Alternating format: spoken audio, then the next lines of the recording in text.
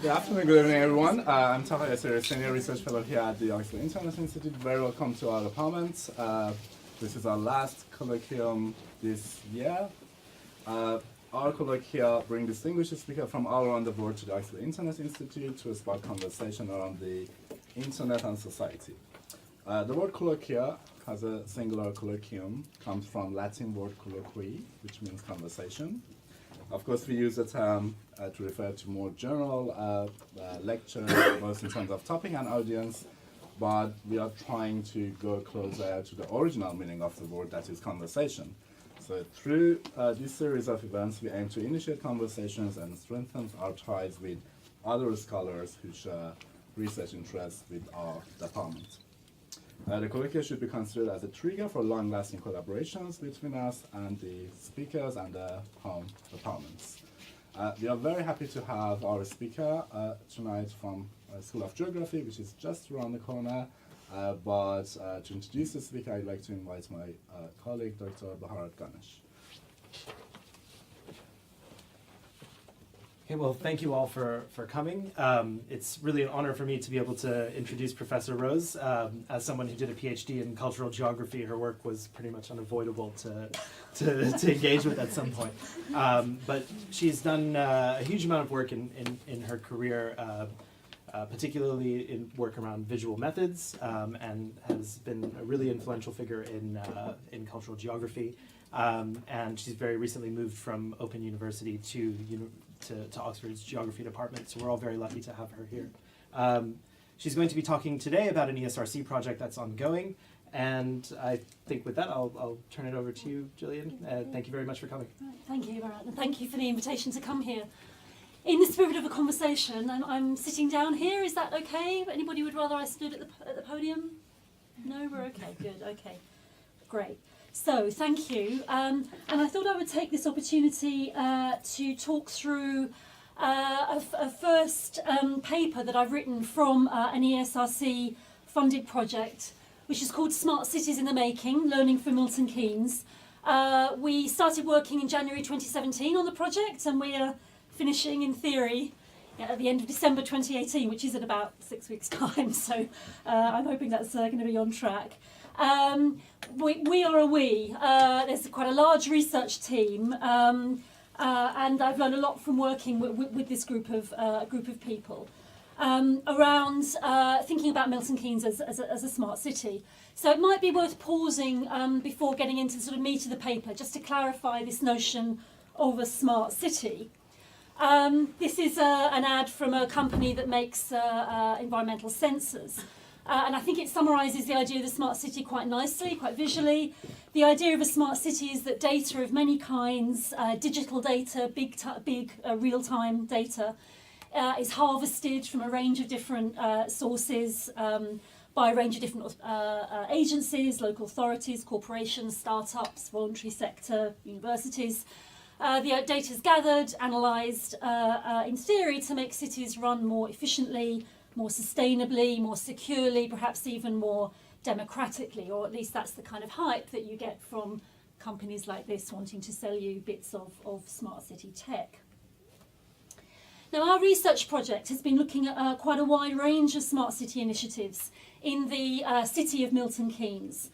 And the project was designed quite a few years ago now, in fact, when the smart city was a relatively new phenomenon to scholars studying cities. And when most attention was either being directed to the hype, to things like this kind of advert, much of which was corporate driven, or to the kind of technologies, the kind of tech side of smart innovation. And instead, we wanted to approach it from a quite different direction, which was to ask how smart was engaging and assembling different forms of social difference in Milton Keynes, but perhaps more widely in cities more generally. And part of this was also because the funder was very keen on the kind of non-academic impact from these kind of projects. You know, we figured if we could work out how social difference was being produced and reproduced, we might also be able then to make smart technologies, smart policies more inclusive across the range of diverse groups who live in cities. So at this point we have gathered our data, various papers are being written on various case studies, But this one I want to share with you this evening is an attempt to address that key question, that big question that was driving the entire project. It is a sole-authored effort by me at the moment, but it's certainly built on ongoing conversations over nearly 2 years across the team. And it looks across a range of interview material with a wide range of people involved in various smart projects in Milton Keynes. So what I want to do this evening is to introduce the approach to that question, to talk a bit through the kind of theoretical approach we were taking. I want to talk a little bit about our methods. And then I want to talk through what I have identified as 3 forms of social differentiation in discourses of the smart city in Milton Keynes. And I want to come to a conclusion, pushing a little bit more at the whole idea of the social in relation to digitally mediated cities. So let me start then with an introduction to critical work on smart cities. Now, there's a lot of this work emerging, much of it in geography and from other forms of kind of urban studies, arguing that if we are going to think about smart, the best kind of context for understanding the rise of the smart city is to think of it as part of an intensification of neoliberal forms of urbanism after the 2008 crash. Now, neoliberalism as a concept can be used in many different ways, but scholars studying the smart city have insisted that it's really difficult to make sense of the spread of smart city as a global phenomenon, unless we also reckon with neoliberalism as a hegemonic economic discourse. And thus far, the critical literature has identified these 5 aspects of neoliberalisation in relation to smart city initiatives. And the first is the prioritisation of economic growth over, for example, environmental sustainability or social justice. So although there's many possibilities for the way in which smart tech might be deployed, in effect, it's basically about making profits. There's also been critique of the way in which smart tech is part of a prioritisation of the market as the solution to urban governance. So when in Jamie Peck's word the choice is seen as develop or default, entrepreneurialism, innovation and profit are what becomes normalised in relation to smart innovations. And there are different tactics that are possible here. For example, you might want to use commercial products to deliver what were once public services, or you might start to test out a product in one city as if it's a kind of test bed in order to commercialise it and export it or scale it up to sell it elsewhere. Smart is also part of what Monica Deegan has described as the global catwalk of competition between cities. So when cities are competing for investment of many different kinds, being smart is also to sell yourself as being the most, the most modern, the most advanced, the most, kind of cool place to invest. There's also a concern in this critique that smart is part of a reduction of democracy in cities that are run increasingly by corporations and by algorithms, where, according to Sadowski and Pasquale, the social contract is replaced by the corporate contract. And in terms of relation to smart, this is often expressed in terms of local government outsourcing decisions and processes to corporate software, resulting in what are often described as top-down forms of smart city management, or where city residents and workers, visitors, are understood as little more than data providers. So that, again, there are different ways in which this might play out. And in the more kind of dystopic visions in this critical account of smart, a lot of attention is paid to the possibilities of smart city being used to surveil and police particular populations in the city. And all of this kind of culminates in the arguments that smart cities in this kind of neoliberal version, liberalised version, are simply technocratic. They're offering technical solutions to things that are not in themselves technological problems. Now that critique, I think, is really important and valid, but I want to sound a couple of notes of caution in relation to it. One of which is, I think, rather paradoxically, it actually exaggerates the power of smart tech and smart city corporations to the point where they become these kind of unavoidable big brother figures in the urban, which I think is simply not actually what's happening. But But another issue, and one that I want to spend much more time on this evening, is that I think this work on the neoliberal context of smart urbanism has paid too little attention to another really crucial aspect of contemporary life in neoliberal times. An aspect which, for example, feminist scholarship has had a great deal to say about, which is the forms of subjectivity that are invited or demanded or constituted by various kinds of neoliberal practice. Now, there's a big literature on here which talks about the ways in which neoliberal selves are meant to be kind of autonomous, they are individuals, and they are constantly having to kind of compete against each other and indeed against themselves to kind of enhance the self in this kind of constant evaluative neoliberal sense of subjectivity. Now, this uninterest lack of interest in how that particular aspect of neoliberalisation, the notion of the neoliberal self, might intersect with smart cities, is beginning to change a little bit, and I think there are a couple of reasons for that. I think smart city has now been around long enough for a range of contributions from scholars in Foucauldian and feminist, queer, post-colonial traditions to start engaging with the notion of smart as smart is dispersed and becoming more extended. And we can see in the work of people like Matt Wilson or Jennifer Gabrice or Iona Datta quite a complex sense of the co-constitution of affective desiring subjects with and through specific technologies and practices. And I think that's relevant and should be drawn into discussions about smart cities. And also, perhaps rather paradoxically, there's a dawning realisation, I think, among an awful lot of smart city policymakers and indeed smart product innovators, that unless they actually engage with how people deal with technologies, smart tech, smart databases, are just going to go nowhere. If you haven't got your markets or your users or your you're talking to an empty room, right? So they, as McFarlane and Soderstrom have pointed out, there's kind of odd convergence between a kind of critical account of the smart city, which says that you have to engage people with this as a more kind of democratic form of urbanism, and a kind of corporate vision which says, well, actually, we need to locate the markets more effectively. And both of these are beginning to focus on the people in the smart city. Now, thus far, that's resulted in emergent literatures on two kinds of people or neoliberal subjects, we might say, in the smart city, one of which is the idea of the smart citizen.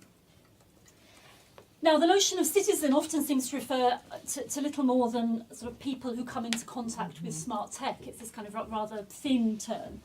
But there are a few more sustained analyses of the figure of the smart citizen, often drawing on Foucauldian accounts of neoliberal governmentality, who point out that the smart citizen is understood as an individual who generates data, but who also actively wants to engage in processes of the smart city. And Jennifer Gabrice's work is really central here. So Vanolo has talked about the ways in which smart citizens are considered responsible for their own ability to adapt to ongoing changes. So we're thinking here about the notion of a smart citizen who's somebody who chooses to be innovative, who wants to co-produce smart technologies, who's really happy to be computational and take part in fab labs and co-production workshops, and kind of wants to work on their self to become this kind of digitally enabled smart person. And I think the notion of smart, in a way, that adjective can move between different nouns is quite interesting here. So Cardulo and Kitchen have suggested that most citizen-centric smart city initiatives are rooted in, they actually say stewardship, which is a point I want to come back to, but also a neoliberal conception of citizenship that prioritises consumption choice and individual autonomy. So we've got this sense of the smart citizen then as the kind of paradigmatic, perhaps neoliberal smart figure. Now, I also think there's another relevant literature here, which is the one on smart entrepreneurship, which, as far as I can see, isn't really addressed in the kind of critical urban literature that's coming out around smart, but is clearly very relevant. And I just want to emphasise a couple of points in that literature in the way which it kind of pulls out aspects of the entrepreneur, which are similar to the idea of the smart citizen. The first is the idea of individual autonomy. So Dan Cockayne has written about the production of subjects that identify more with productivist ideals than with other workers, unionisation or systems of welfare. So we've got the idea of the entrepreneur also being a kind of individualist subject. And the second is, again, this idea that the entrepreneur themselves are also constantly self-developing and self-enhancing. So to quote Cocaine again, the worker is solely responsible for an investment in their own human capital, their production and earnings as a sort of satisfaction for themselves. So we've got this, again, this very individualistic sense of the self. So, smart cities then, these neoliberal spaces apparently, with two kinds of neoliberal subjects, the smart citizen and the entrepreneur. So is that what is that what's going on? Is that the kind of sort of the social, I suppose, that the neoliberal smart city is producing? Well, at least on the basis of the work that we've done in Milton Keynes, no. The answer is no, in short. And instead, what we've heard in many hours of interviewing and observation is quite a specific discourse describing a smart city that's actually full of social groupings of many different kinds and of the relations between them. So given the economic discourses, the emphasis on the economic discourses around smart, and the people in smart cities is apparently either only smart citizens and entrepreneurs, what I want to do this evening on the basis of this project in Milton Keynes is to suggest that there is in fact a very rich and elaborate account of the social in the smart city. So it's not, to quote Vanolo, the invisible periphery of technological discourse. Actually, smart city does produce quite a very particular version of a kind of social landscape. And the second point I want to make then is to suggest that there are then, as I say, quite a particular understandings of the social that might supplement and add to those figures. And I want to suggest that actually you can find three accounts of different forms of sociality in the smart city. So one is what I'm going to call sociological, the second is a particular kind of embodied difference, and the third is what I'm calling cybernetic, which I'm not at all sure is the right phrase, but work in progress, so I hope that's part of the conversation we might have, is that the right term. But before I elaborate that, let me say a little bit about our methods. So we decided to look at a range of smart city activity in the UK city of Milton Keynes. Does anyone here know Milton Keynes? Yeah, a few visits. It's a really fascinating urban experiment. I know, UK people think that it's just a load of roundabouts and it's quite hilarious. It's actually, I think, a really rather extraordinary city. It's the last of the UK's post-war new towns. It was incorporated in 1968. So I think it should be added as a list of amazing things that happened in 1968. It now has a population of about 250,000, and from its very early days it has quite an extensive history of urban technological innovation, including, for example, the first solar-powered house in the UK was in Milton Keynes. So that's a fun fact you can take away from this evening, even if nothing else sticks. So we decided to go for a kind of case study approach, learning from Milton Keynes, which built on what was then emerging when we were designing the project as an argument that it's important not to think about sort of the smart city, and I think particularly not to assume that the smart city is going to be what IBM or Cisco or Philips say is the smart city, but actually learn about it from a particular place. Now, the first mention of being smart that we found in the city itself was, I think, actually significantly, in a transport strategy review that the city undertook in 2007. But the development of the city as a smart city has really been spearheaded by Milton Keynes Council's Director of Strategy, who is not accountable to a kind of smart city committee or anything. He's a kind of networker par excellence. He really started to pick the idea up in 2012. And in quite a specific way. So he said, he was at some meeting, he told us, and it kind of dawned on him that organisations that were innovating and developing new approaches needed to do that somewhere. This is the whole basis of geography as a useful academic discipline. Things take place in places. And that gave him a bit of an insight into something that stood as well over time, which is thinking about our place, Milton Keynes, as a place which can be welcoming and supportive and attracting for enticing those sorts of projects. So his vision of Milton Keynes is of what Andrew Carvonen will call an urban lab. It's a kind of testbed place where a lot of, in effect, a kind of quite an ad hoc and opportunistic version of SMART has developed, as he's gone around and drawn in different kinds of projects using Milton Keynes, as I say, as a kind of testbed for a whole range of different stuff. And I think that is actually much more typical of the way smart cities are emerging than the kind of centralised control centre that sort of, Rio was very famous for, a little while ago. So that means that Milton Keynes has had a very wide range of smart projects, from driverless cars, citizen-generated apps. There's a big open data hub, wireless bus charging, traffic flow sensors, initiatives to support tech startups. There's a very wide range of stakeholders, including the council, universities, voluntary sector. There are some large tech corporations involved, utility companies, SMEs and startups, campaigning individuals. It's a very rich kind of smart sort of ecosystem. And if anybody's particularly interested, I can talk about how it fits that model of smart being the kind of neoliberal form of urbanisation in the questions. And it does in some ways, it doesn't in others, is the sort of headline, but I can talk about that in more detail later. But the point is that our research project then entered quite a complex assemblage of policies, organisations, technologies and cultures. And that's what we mean by smart. That was the kind of definition of smart that we came up with. What was that assemblage of smart being both data, technologies, but also policies and discourses and ideas and imaginations as well about this particular thing. So we conducted around about 60 semi-structured interviews. We attended a very wide range of meetings, from closed workshops to public consultations and so on. We used NVivo to analyse the data. And what I want to talk from this evening is the talk, those interviews in effect, about SMART. Other parts of the project are following other forms of data, and again I can elaborate that later if anyone's interested. Now, as I've said, the critical literature on discourses of smart urbanism hasn't paid a great deal of attention to the social landscape that's constructed by smart talk, and instead has preferred to focus on kind of adverts or policy documents. But I think we want to build on various other kinds of sort of socio-technical approaches to smart cities and other kinds of technologies, to insist that talk is important because it carries assumptions about how the world, or in this case how the smart city, works, functions.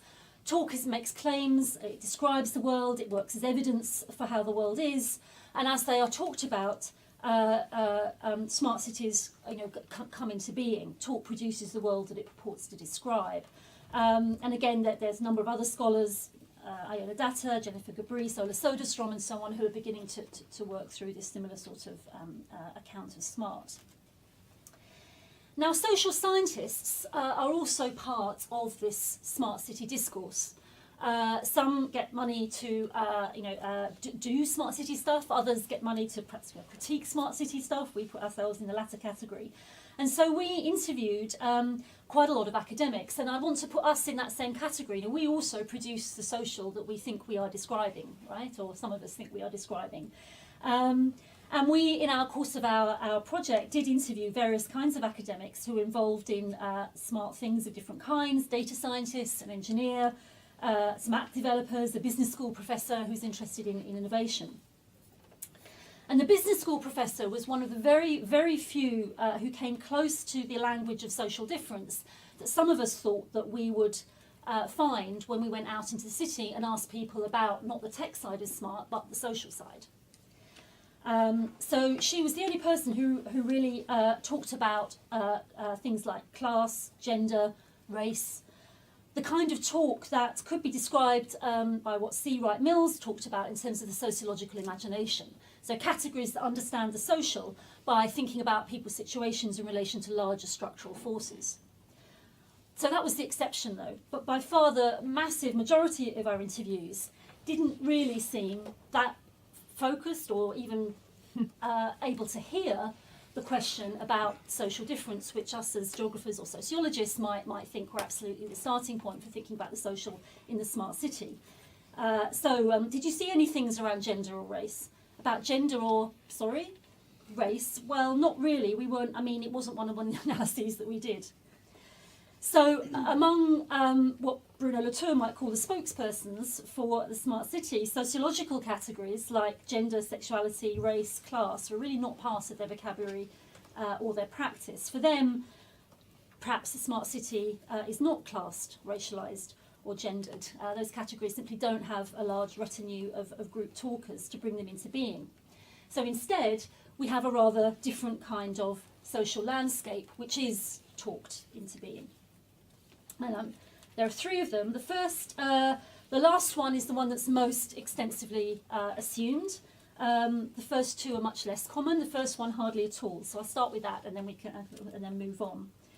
So sociological categories then of social differentiation. Now there were some moments in our research project when forms of social difference, as we were expecting to encounter them as social scientists, were indeed described to us.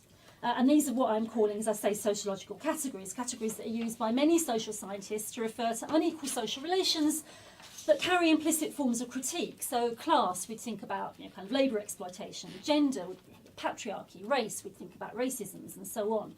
What we found, though, was that this kind of category was really only used by the 4 other academics that we interviewed who are working on the smart city design projects, and very occasionally by workers in the city's main third sector sort of community organisation, the big umbrella organisation. It's called Community Action NK.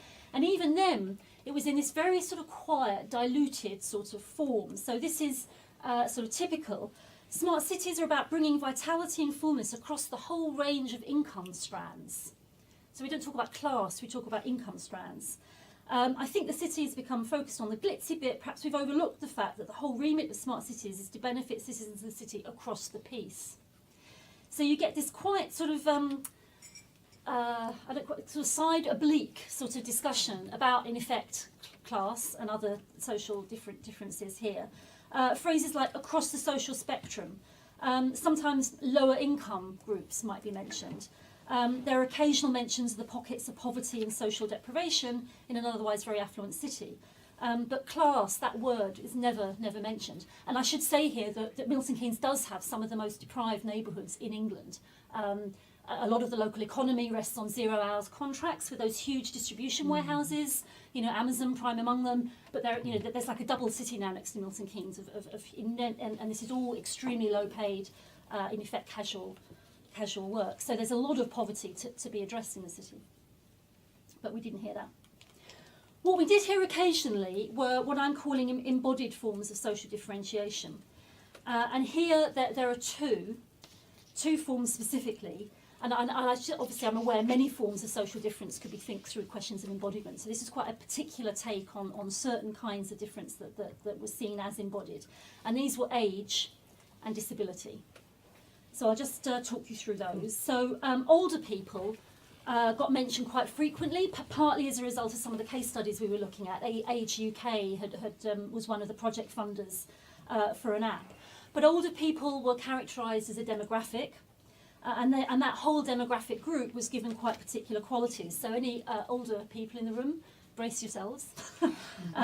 So older people are usually feminised. So lots of young app guys say, yeah, tech, it's great for people, for my granny. My granny, she needs simple tech, but it would be great for her. So often feminised, assumed to be technological incompetent, often housebound and lonely, and relatively immobile. So in a particular case study for a smartphone app that was supposed to enable older people to use Milton Keynes city centre more fully, the app designer assumed that the app would need to show where public toilets were, where benches were, and where the location of shops offering discounts and deals were. So older people are incontinent, get tired easily, and are poor.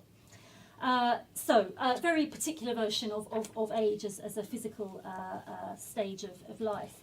The other social difference that got acknowledged was physical disability, and particularly lack of mobility and impaired vision. And again, partly because the RNIB was a funder for some of the projects. But both lack of mobility and impaired vision were also assumed to overlap with being old. But I think what those particular versions of social difference share is a focus on lack, and particularly lack of mobility. that was what this demographic old and visually impaired group both shared. And I should note here, of course, we did talk to some of the older people and visually impaired people involved in those workshops, both of whom vigorously rejected this definition of themselves. But for the tech folk, that was how they were seen. And I want to put that seeing in the context of several other examples of apps that were planned or realised as part of a whole range of smart city projects in Milton Keynes that were also about making bodies mobile. So there was a cycling app that would enable you to navigate the cycle trails in the city. There was a heritage trail to get people walking. There was an app that let women who were breastfeeding in public rate the places that they were breastfeeding in terms of how comfortable they felt doing that. And again, enabling breastfeeding women to be more mobile in the city. And what all these examples of smart city tech share is an emphasis on differently mobile or immobile bodies. And I think that's not surprising because mobility, traffic mobility for sure, but making all sorts of other stuff mobile and flowable is particularly actionable in the context of the smart city. So the ideal vision of the smart city is one of efficient urban spaces in which mobility must be smooth, fast, sustainable, efficient, indeed, just kind of zapping through the air. We don't even need cables, it's all just this kind of, flow of light.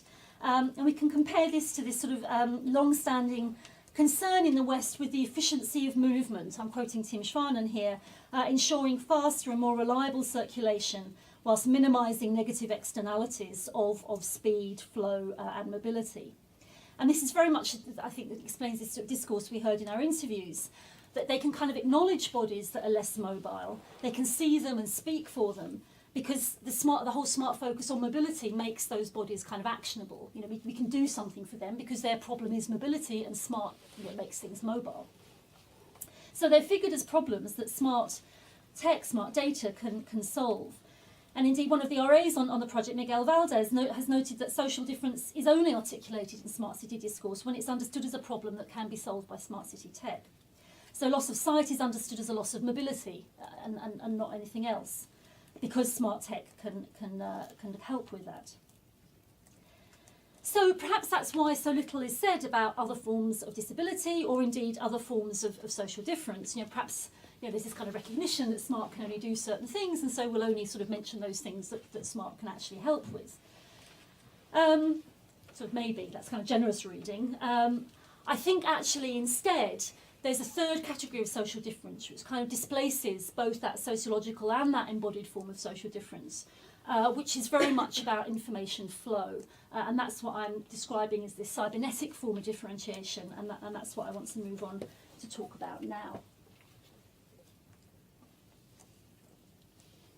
So, alongside these vocabularies of sociological and embodied forms of difference, there was huge amounts of kind of really very sort of everyday, ordinary talk in a way that describe different kinds of social groupings and relations between them.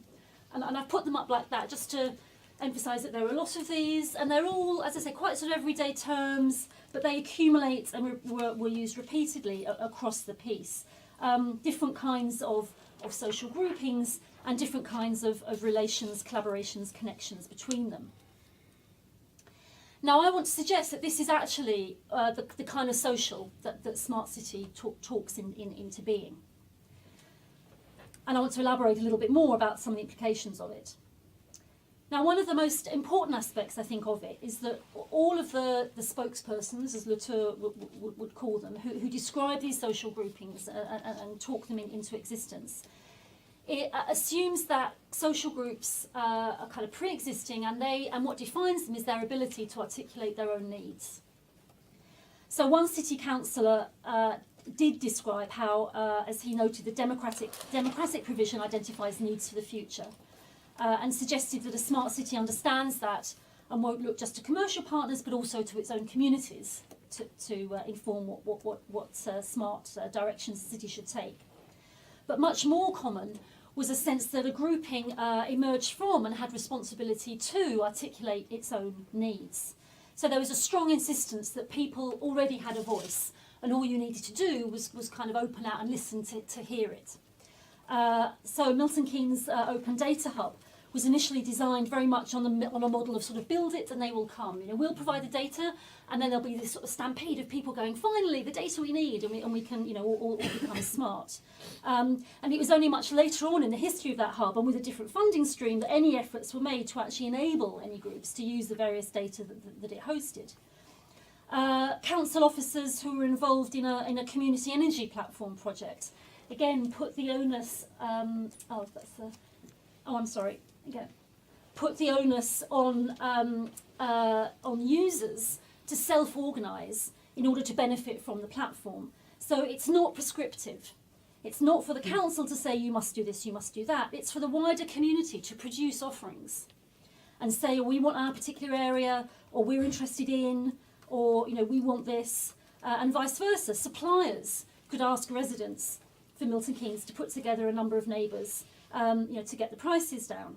So the key point of the project is that it can act as a catalyst to generate things. So I think it's interesting here that users can be either residents or suppliers of, in this case, smart energy tech. And they're kind of made equal because they're both seen as benefiting in the same way from the project by creating a market for solar energy technologies, by acting themselves, by both taking the initiative. So in a sense, the platform is kind of flattening the difference between consumers and suppliers by positioning them both as engaging with the platform by offering a need. And there are a lot of examples of this sense of groups having to be their own agents. So Open University researchers, for example, told us about how they were working with motivation theory to understand why groups were interested in community energy projects, wishing that they wanted to get into people's heads to find out what motivated them. So again, there's this sense that there's this kind of into that's going out. A marketing manager of a local visualization SME again talked about having access to data because that was all about going in and finding out what you needed to know. And here's a couple of examples. You should be able to find out where your bin lorry is, or how many people are in the swimming pool that you want to go to. And a final example of this assumption of self-assertion were the local campaigners that we interviewed. So I think in the Smart City Literature, there's often this assumption that people are obviously going to want to resist smart tech because it's obviously bad and it's obviously easy to resist. Because what we found was that starting a campaign to make a city more smart is actually incredibly time-consuming and demanding, and people have to have a very strong sense of themselves and their motivation to really persist in often bashing their heads against brick walls of bureaucracy and uninterest and a couple of campaigners who had done that for a long period of time, again had this very strong sense of kind of self-definition. So one of them talked about old age not being kind of demographic category, but rather in terms of if you're old, it's about that. When you're old, it's when you give up on getting things, when you want other people to do things for you. That's old age, in my opinion. And so she didn't identify as old, even though she was in her 70s, because she was still out there doing things, being proactive. Another said, I know how to engage with different people, and she talked about growing up, her parents were teachers, and at the dining table, dinner table when she was a kid, they were always encouraged to have these big discussions, and so she knows how to go out there and sort of present the self, do the talk. So in that sense, all these kind of groups, and in this case campaigners, emerge in moments of saying, I want or we want. And in that, there's a kind of equivalence established between what in other discourses might be seen as quite different social groupings. And I could go through this, lots of examples of people who simply, saying, I want. So driverless cars are for people who can't get to the last mile, they want. And that's the same as people who are too old to drive anymore. They want the driverless car, people who can't drive, and so on. So all these different groups are being kind of flattened and integrated into this kind of desire for X. The designer of the breastfeeding app talked about doing it for everybody. The council involvement in the community energy platform, again, was about increasing energy efficiency for all homes in the city.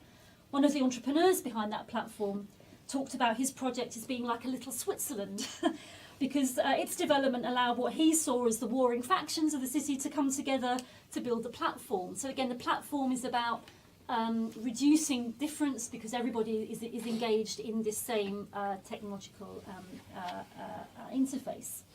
He said the platform was a device because innovators were friends with everyone.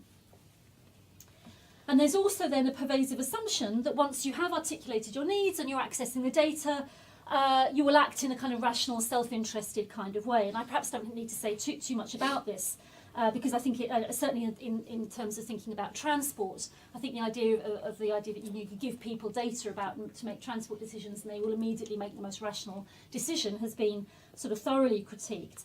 But it was still pretty embedded in the talk that we heard.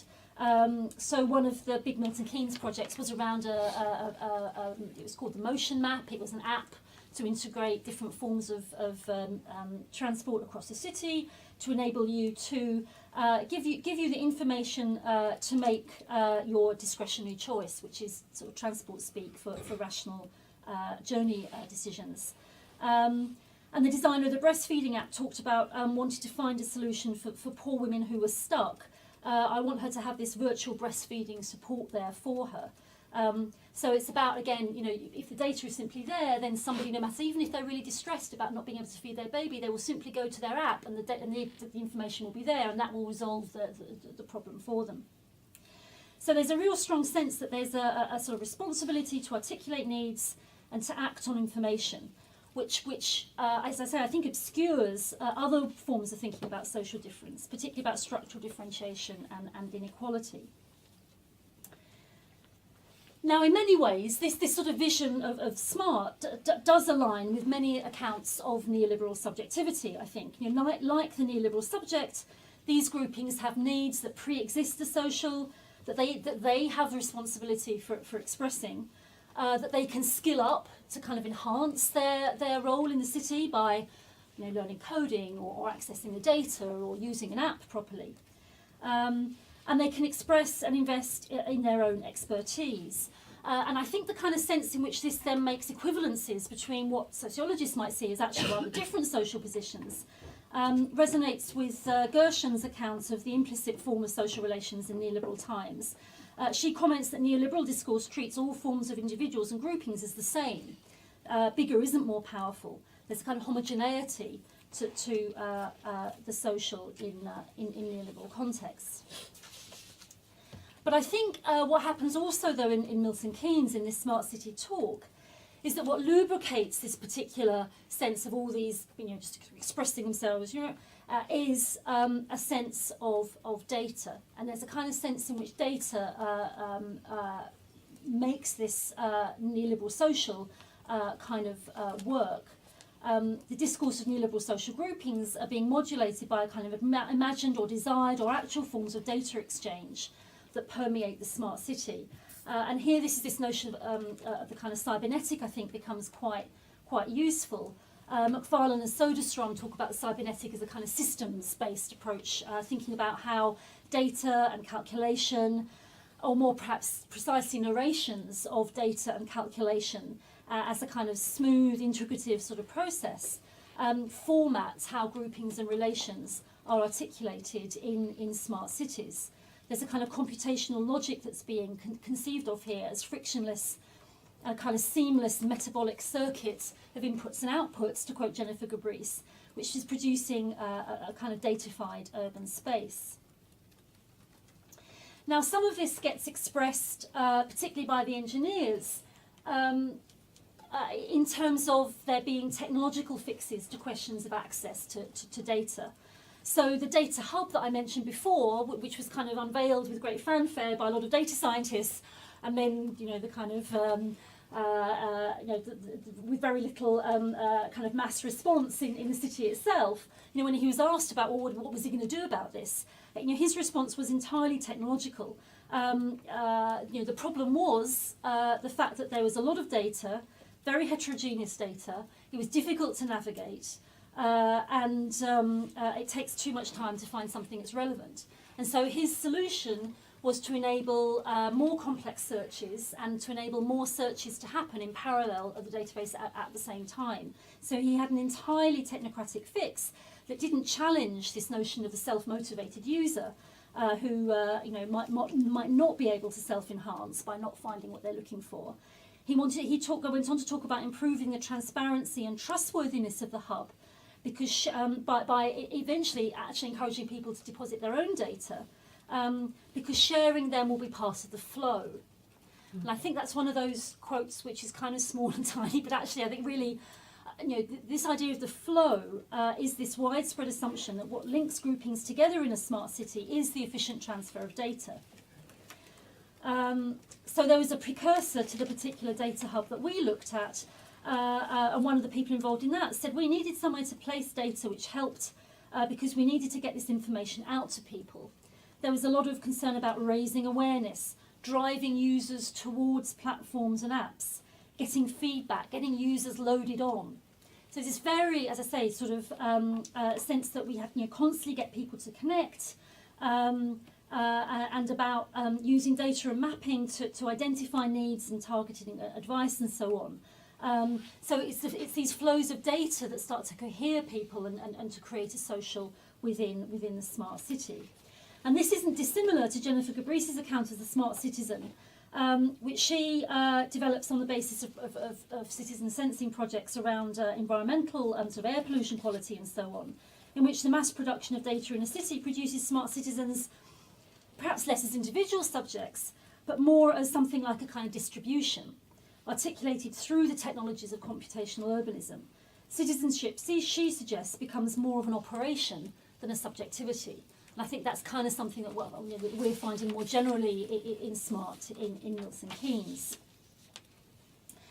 And the very final aspect of this, which I won't say very much about because I'm running short of time, but if you're thinking about the city being constituted about flows of data that people are generating, sharing, and the kind of logical corollary of that, or at least sort of one consequence, is that completely new data-based groupings start to emerge. So this is one rather long quote from a data scientist involved in that community energy platform, trying to identify markets for people who would buy smart energy tech. And the way they did that was it's a kind of form of market segmentation, except to the nth degree. So they calculated something with the demographic data that might suggest certain levels of money available to spend on energy tech. They had satellite data where they mapped the angle of roof of your house and found out areas where you would get maximum value from installing solar panels and so on. And they kind of combined all this together, including a very detailed on a 3D model of the city, in order to precisely locate those particular households where they thought that community energy platform would gain most traction because they were the people who were most likely to benefit from engaging with it. So you get these entirely new configurations of social groupings from this use of a whole range of different kinds of data that then feed back into how the city is imagined. And in this neoliberal cybernetic vision of the social and the smart city, there is simply no long-term sense of ongoing inequality. And this is quite similar to a recent paper by Cowley and Coproti, which talked about the smart city, particularly this kind of experimental project-based, we'll try it out and roll it out and try it somewhere else, as really inimical to proactive planning based on long-term normative envisioning.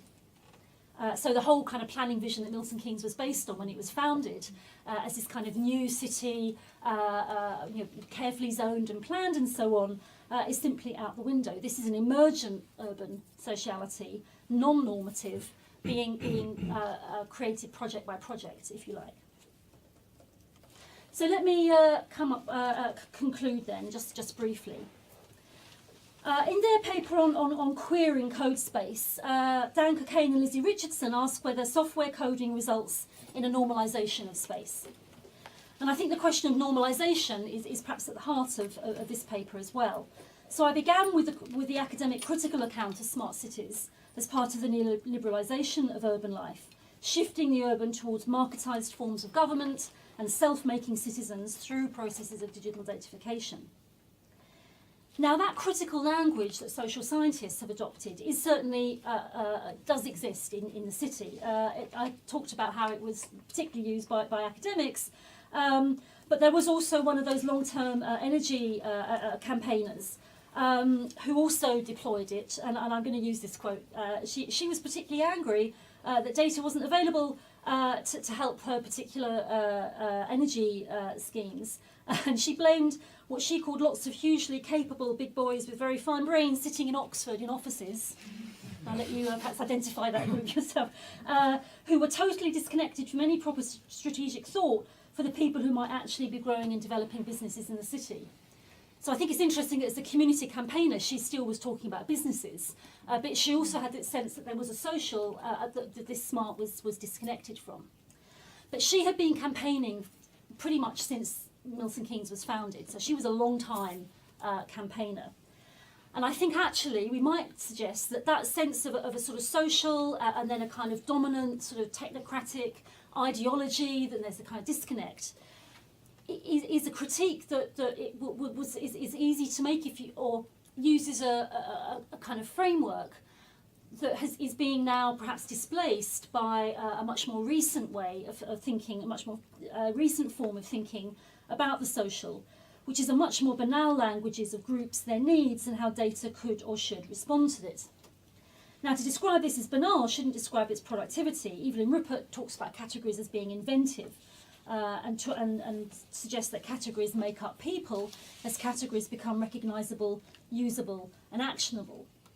So what I've been suggesting is that the rather unremarkable language that our interviewees use to describe their smart activities and the people as part of them actually nonetheless describes a very specific form of social groupings who are imagined as self-motivated, as self-fashioning, who know what they want and who should have access to the data in order to express and evidence their needs.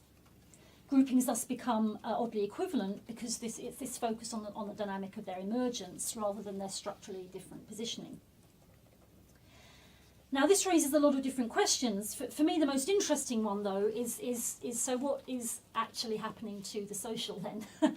And here I just want to end by recalling an essay by Scott Lash in 2007, a decade ago now, who was making a distinction between these normative sociological categories of social difference based on particular attributes, and what he saw then a decade ago, and we are seeing it even more, more and more now, a distinction between that and what he described as the chronic production of immanent categories that are produced by a constant ongoing digital mediatisation of social life. And there's Lash, Nigel Thrift is another theorist of the urban in particular who's talked about this.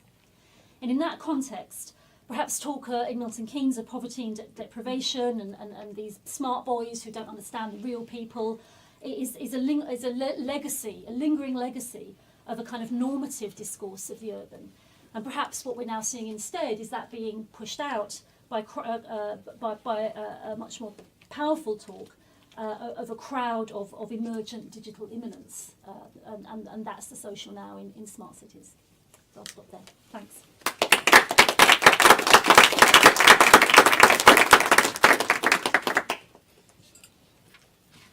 Okay, well, thank you very much, Gillian. So we've got about 15 minutes yet for questions.